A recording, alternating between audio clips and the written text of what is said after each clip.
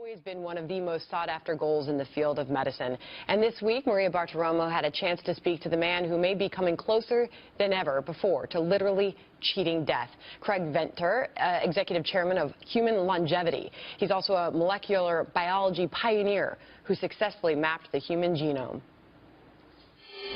Tell us about mapping the genome, what we learned, and what you're doing now. Because you say, the cover of Forbes, how to cheat death. And you think we're going to live into our second centuries. We all want to know how to cheat death. Tell us. Yes. Well, preventative medicine is the key trick. And so the genome is part of that. So what we learned in 2000, when my team sequenced the first genome, just fundamental things like how many genes we had. Nobody even knew that then. And so that helped the pharmaceutical industry with new targets. But just having one or a few genomes didn't make any difference. So I was waiting till the technology changed. So that first genome cost $100 million.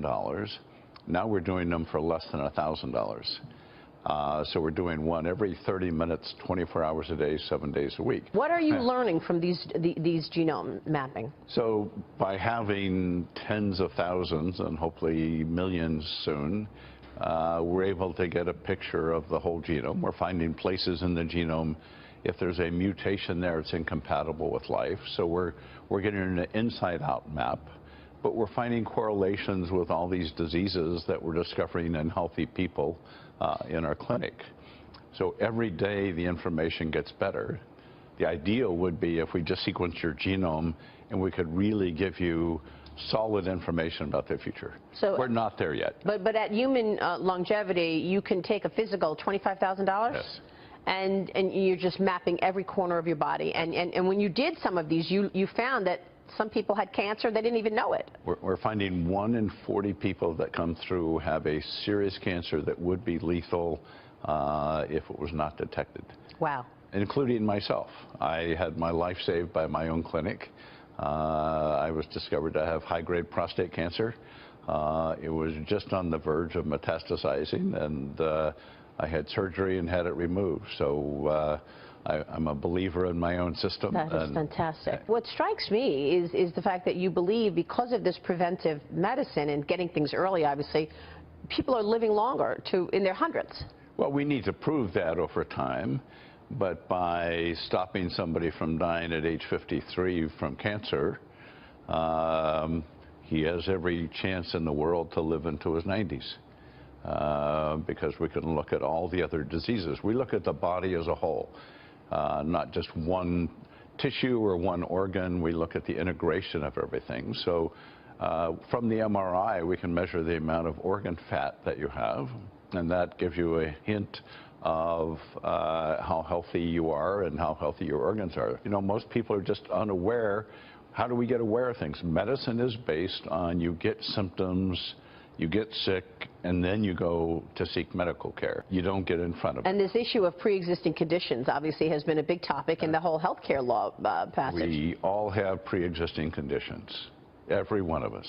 What I want to know is what we know or what we have learned about the brain, because I feel like over the years we've learned about the big killers, heart disease and cancer. Yeah. We know that smoking causes cancer. We know that, you know, diabetes is caused by poor eating and heart disease as well. What do we know about the brain? What do we know about Alzheimer's, about, you know, autism? Are we getting smarter on that? So with the brain images, they're actually beautiful images, you know, will give you of your brain.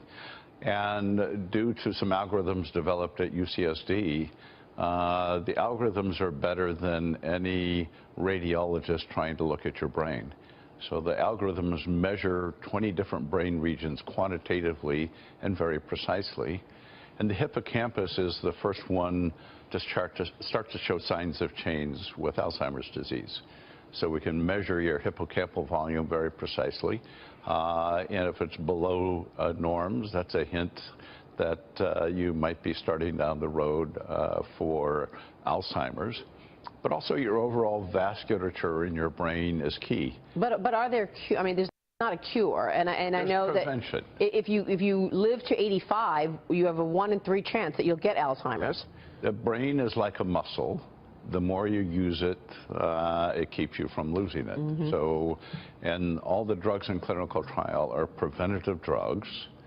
So the future will be you'll get a diagnosis from us or somebody else that says, in 20 years, you have a good chance of getting Alzheimer's disease. You should start on this preventative medicine. Again, preventative. Really fascinating stuff. Dr. Venter, thanks for joining us. My pleasure. We appreciate it. Human longevity. Dr. Venter there.